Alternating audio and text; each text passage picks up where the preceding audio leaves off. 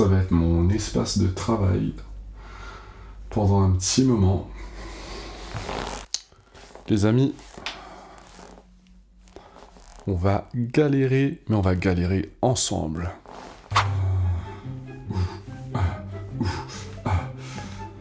Bah ça c'est fait. J'ai de quoi enregistrer mes facecam. Je sais pas comment on appelle ça, je donne des noms au hasard.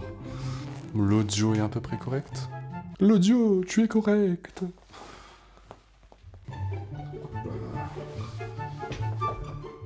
Eh ben y'a plus qu'à, c'est parti.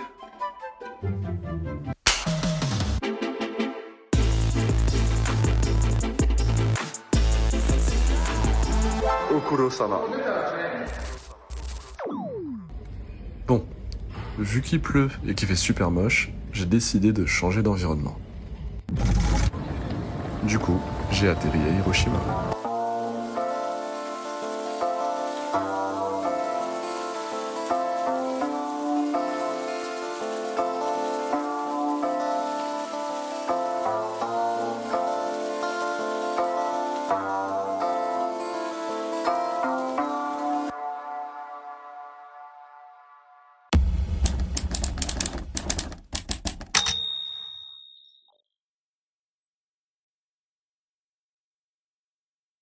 Salut tout le monde, c'est Okuro-sama et bienvenue. Vous êtes sur la première vidéo d'une série de vidéos que je vais sortir pour documenter le voyage que j'ai effectué l'année dernière au Japon avec Emily-chan. Je vous avouerai que je me lance dans quelque chose qui me dépasse totalement. De base, j'étais pas censé filmer, mais finalement, je me suis lancé dedans en me disant tant qu'à faire, autant y aller à fond. Je vais essayer de sortir un peu du cadre TikTok, Instagram, et essayer plutôt de vous faire partager l'expérience comme moi je l'ai vécu avec mes rêves qui sont propres à moi et des délires qui sont propres à moi. Je vous cache pas que ça va être un peu chelou.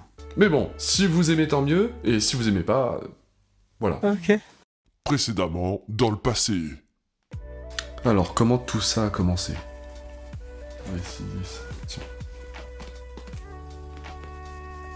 Ouais, je suis mes lunettes avec un caleçon. Alors, comment ça a commencé? Ça a commencé avec une conversation. Conversation qu'on a eue avec Emily sur les voyages qu'on aimerait bien faire. Et dans les destinations, j'ai évoqué le Japon. Le Japon qui est pour moi une destination mythique. Je rêve d'aller là-bas. Enfin, je veux dire, je suis un gosse des années 80. J'ai grandi avec les animés, les consoles, la culture JDM. Donc forcément, le premier pays qui me vient à l'esprit, c'est le Japon. Et au détour d'une conversation, toi tu discutes normalement, et elle intègre l'information. Et c'est là que ça a galéré. C'est à ce moment-là que je vous parle des D-Labs. Attention, placement de produit. Non, ce n'est pas un placement de produit. Cette appli propose pas mal de bons plans, et grâce à elle et à un certain monsieur Li Cheng, je suis tombé sur ça. Donc une offre, je vais pas dire imbattable, mais presque, pour pouvoir aller au Japon pendant 19 jours. Et ça, pour 500 balles. Combien? Je ne vous apprends rien, il y a deux catégories de personnes. Ceux qui oublient ce que vous racontez, et ceux qui retiennent ce que vous racontez. Émilie, elle retient tout. Les billets, on les prend les billets. Quand est-ce qu'on les prend les billets? Ils sont où les billets? On les prend les billets. On devrait poser des congés pour prendre des billets. Je n'ai pas pu dire non. On a réservé des billets. À 500 balles. Ça pique. Après, on n'a rien sans rien. Et je me suis rappelé que pour avoir ce que tu n'as jamais eu, il faut faire ce que tu n'as jamais fait. Donc j'ai dû faire des concessions et j'ai dû faire des sacrifices. Ça y est. Elle est vendue. Oh mon Dieu, au revoir, tu vas tellement me manquer. Et voilà comment j'ai financé mon voyage au Japon. Ça partait de rien du tout et je me suis retrouvé avec un budget, une destination, manquait plus qu'à tout planifier.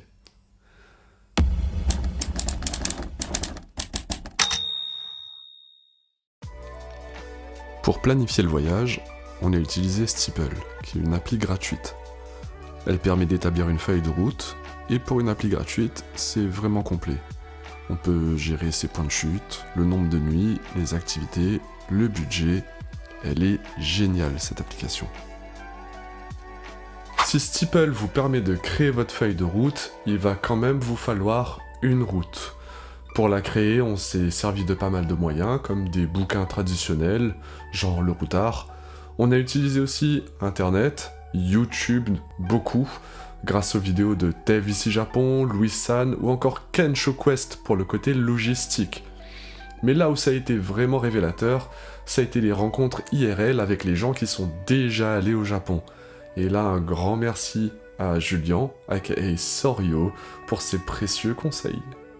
Appa Hotel et Asakusa Steamlab Planet, Kiyo Mizunara, la tour de Kyoto. Bref, il faudra utiliser tous les moyens que vous connaissez pour prendre un maximum d'informations et pouvoir placer vos petits points sur la carte. Japan! Hiroshima, Tokyo, Nikko, Nagoya, Magome, Nakatsu dewa, Nagoya, Kyoto, Otsu, Osaka, Koyasan, Nara, Kugano, Onomichi, Ikuchi, Hetsukujima. Ça fait beaucoup là, non? Bah ouais, ça fait beaucoup. Mais le pays, il est tellement grand qu'on est partagé entre l'envie de tout visiter et l'envie d'explorer un endroit en profondeur. Et au final, il y a la contrainte temps. Mais finalement, en occultant la partie Hokkaido et la partie Okinawa, et en se concentrant sur le centre, c'est pas trop mal, on s'en sort plutôt bien, même si je trouve que ça a été quand même un peu light. Allez les amis, je vais pas vous tenir la jambe plus longtemps, ça fait 7 minutes qu'on discute. En avant pour les images.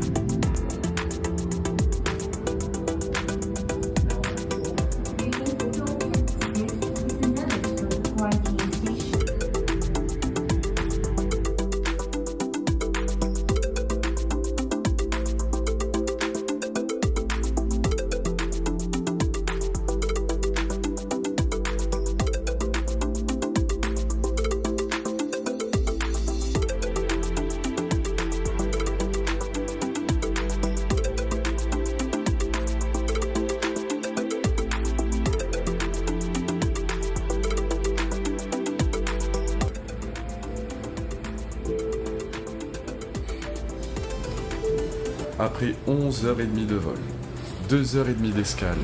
Stop! Est-ce que je vous ai parlé de l'escale à l'aéroport de Shanghai?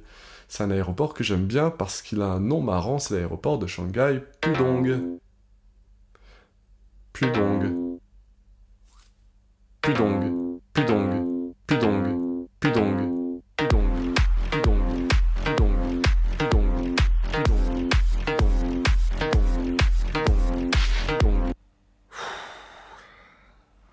Me regardez pas comme ça, j'étais obligé de la faire. Et c'est pas vous qui avez passé 2 heures avec cette chanson dans la tête en errant partout dans l'aéroport. Revenons à nos moutons. Après 11h30 de vol, 2h30 d'escale, 2h10 de vol pour atterrir à Hiroshima et 1 heure de navette en bus, on décide d'aller poser nos affaires à l'hôtel et de ressortir immédiatement profiter de la fin de la journée pour visiter dans un premier temps un lieu historique tristement célèbre, le Genbaku Dome, ou Dôme de la bombe atomique. C'est ouf. Parce que ce lieu, en fait, il est chargé d'histoire, mais il est tellement zen, tellement calme. Il y a une espèce de sérénité. En même temps, c'est le mémorial de la paix. Donc quand tu y vas, t'es vraiment en paix, tout simplement. Puis avec le soleil couchant, les bonnes températures, c'est vraiment un moment agréable. Et en vrai, c'est zen. Le mot qu'il faut retenir, c'est zen, tout simplement.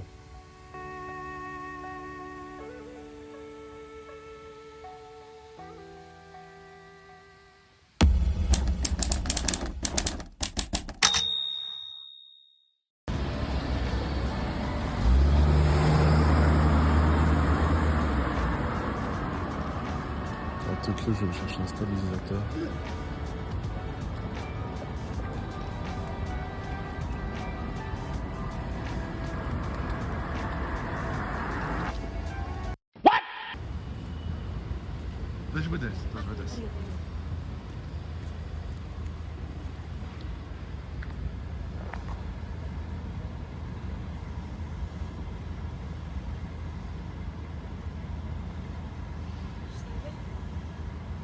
C'est pas n'importe quelle voiture.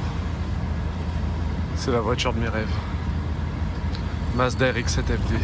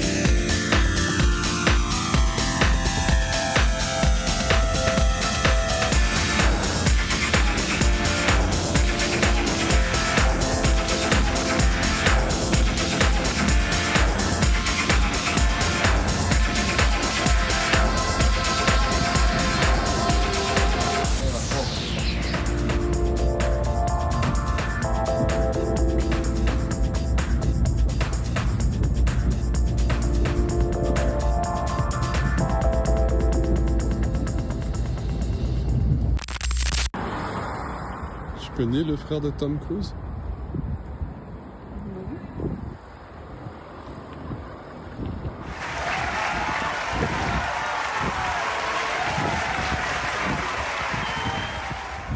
Alors pour ceux qui se poseraient la question, nous avons résidé au Trust Hotel à Hiroshima, c'était un hôtel comme je l'ai dit qui est pas loin de la gare, super pratique, on avait besoin d'une nuit. Bref, le Trust Hotel, tout simplement parce que je crois qu'on n'avait pas trouvé d'APA Hotel pour Hiroshima. Par contre, sur Tokyo, on a tout de suite opté pour un APA Hotel sur les conseils de Julien, c'était un bon rapport qualité-prix. Hôtel hyper pratique parce que proche des centres d'intérêt, mais aussi proche de la Yamanote Line. On était sur Okashimachi Street, je pense, ça se dit comme ça. Yamanote Line, la Yamanote qui est une ligne de métro hyper importante parce qu'elle vous donne accès à peu près tout. De toute façon, le métro est super facile. Et justement, concernant le chapitre des transports, pour tout ce qui est Shinkansen, carte de transport, ce qu'on appelle IC Card aussi, qui ne sont pas que des cartes de transport, dites-vous que c'est méga simple. Méga simple. On nous avait dit, oui, tu verras, c'est compliqué à se procurer les cartes, ils sont en rupture de composants, il n'y a que dans certaines stations... Allez, bullshit, on arrête. C'était beaucoup plus simple que ça, en fait, vous alliez... nous, on est allé à Hiroshima Station, on a trouvé tout de suite les Ikoka, donc les Ikoka qui sont valables partout maintenant. Pour les possesseurs d'iPhone, Suica sur l'iPhone, donc hyper facile à recharger, etc. Utilisable partout. L'Icoca, on l'a pris parce qu'Emily tourne sur Android et que malheureusement son processeur ne permettait pas d'avoir une carte dématérialisée sur son téléphone. Du moins, pas de carte japonaise, donc elle a dû en prendre une physique. Pour tout ce qui est chapitre métro-transport, de toute façon on fera un petit FAQ si jamais, si besoin, avec Emily Chan, histoire de vous parler de tout ça.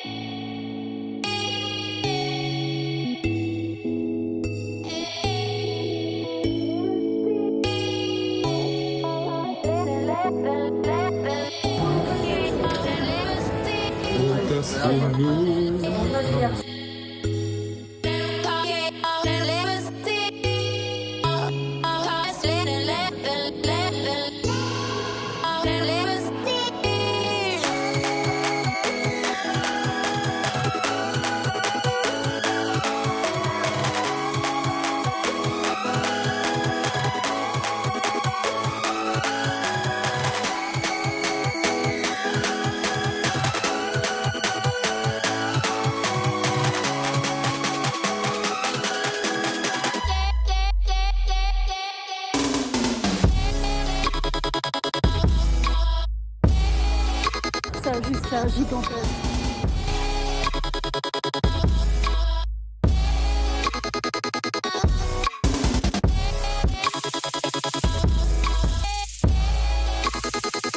La dernière fois que j'ai vu un animal de ce genre, c'était dans un film de Johnny Sins.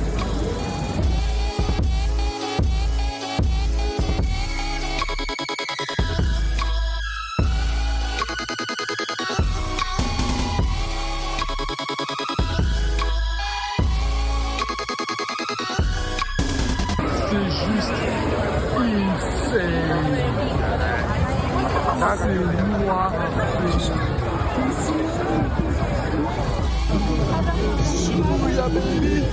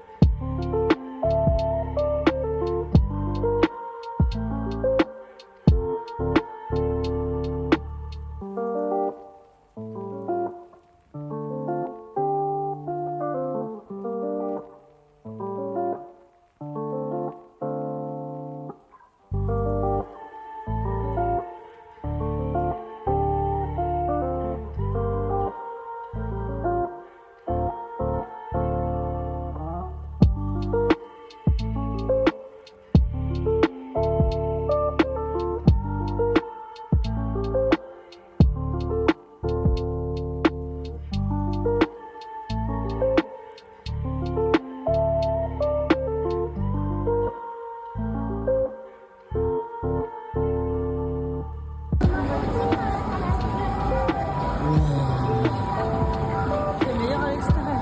Ouf. Et tu sais quoi, le truc choquant, c'est que tu sors, la première chose que tu vois, c'est des arbres verts. Avec un avenue et des machines à pêche à la pêche. Toujours la pêche à la pêche.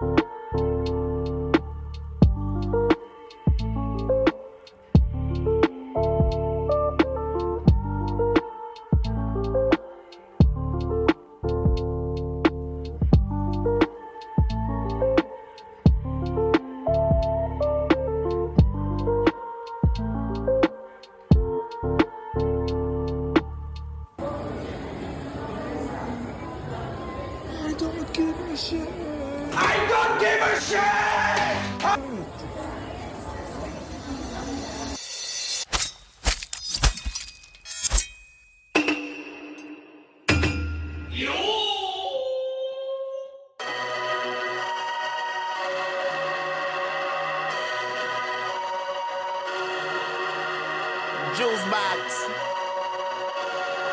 Junkie juice box. Mother lover, you gon' love this. Graduated from a rebel to a revolutionary in my area, they love this. I'ma wreck it like I'm revving the engine. Heaven's ascension, every dimension. Give me attention. Look at my soul, look at my heart, look at my hope. Got the world on my back, but I carry it though. Tell him God got my hand, I ain't letting it go. I came from the side of the ocean. Swim with the best of them, I can't deny I was chosen. Yeah, it's the Miggity Mac, milking the mic. I don't think I'm giving it back. Living unlimited winnings, that's a limited fact. I'm mastered this, ain't no coming after this. Resurrected from the dead like Lazarus. Les enfants, si vous êtes pas sages, voilà ce qui vous attend. I'm just trying to break loose. I'm about to light the fuse. I just need me a cup. I'ma pour me the juice. I got the juice now. I got the juice now. I got the juice now. I got the juice. I got the juice now. I got the juice now. I got the juice now. I got the juice. Take a moment, introduce you to some better men. A veteran like Letterman, but still next wave. Never see me off air, cause you know my best days are ahead of me. The editing and pedigree is all in one. Rip every single way at all, but it's all in fun. The competition don't exist, we don't follow them, they follow us. Hold it. Dans sa forme humaine et Solid Snake dans sa forme cachée.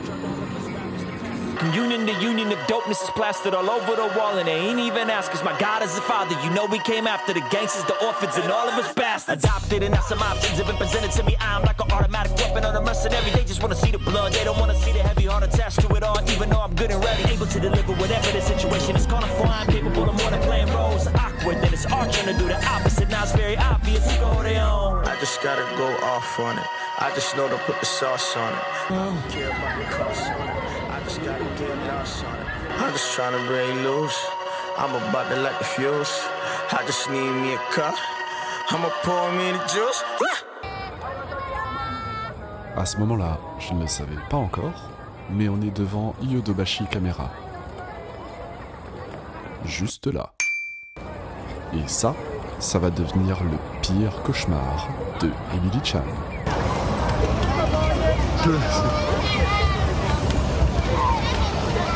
Oh mon Dieu. On n'est pas du tout côté des enfants. On va devoir traverser, c'est comme traverser un troupeau de canards.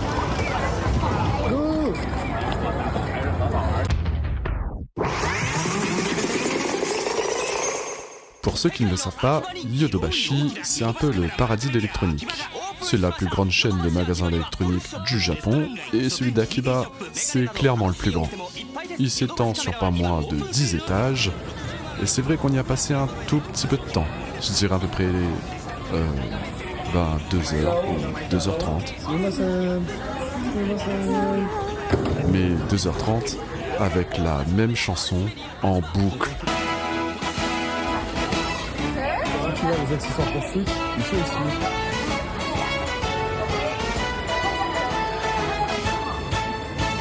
Salut les amis.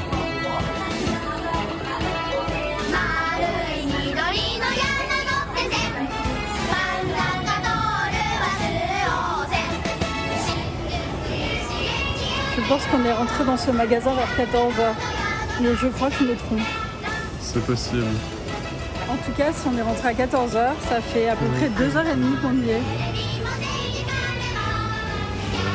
Et que maintenant on connaît cette chanson par cœur. Le problème du 21e siècle, c'est que dans les centres commerciaux, t'as toujours la même chanson. Another one.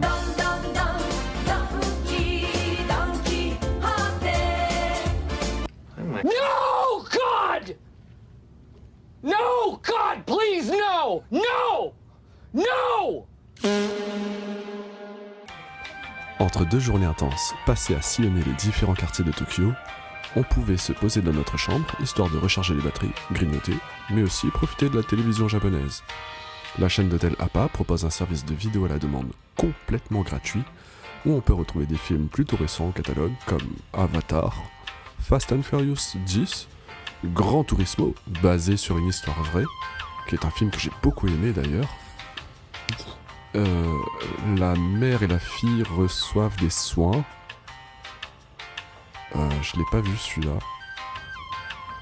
Aussi, Rina, la magnifique secrétaire du président. Ça a l'air intéressant.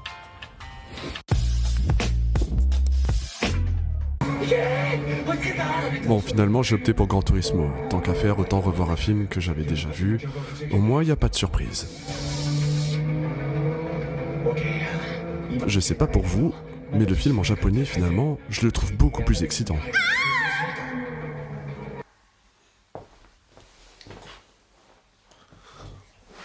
Ok, on avait prévu de faire 3-4 jours sur Tokyo, avec au programme, en fait, 2 trucs.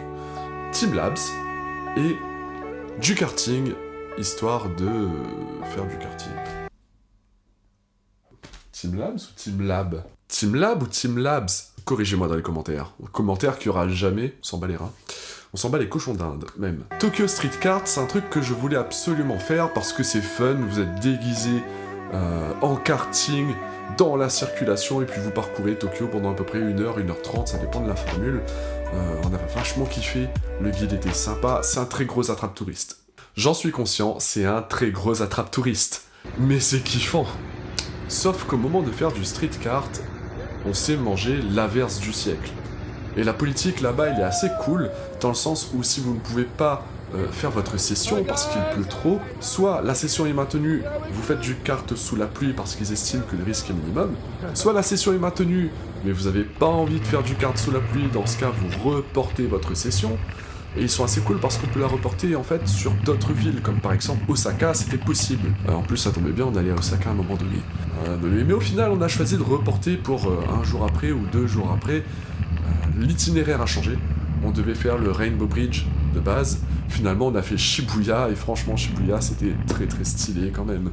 Bon, forcément vous passez à Shibuya, vous avez en tête la scène de Fast and Furious Tokyo Drift. On sera pas en drift, hein, bien évidemment, dans la foule. D'ailleurs tout comportement dangereux est interdit lorsque vous faites ces sessions. Faut y aller pépère. Faut pas y aller comme une compétition de sport mécanique, faut y aller comme, vous allez visiter Tokyo en voiture, dans une toute petite voiture, sans carrosserie, à 50 km/h.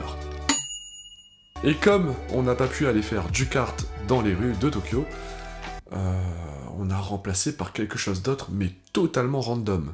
Il se trouve qu'au Japon, le baseball est méga réputé. Je savais pas.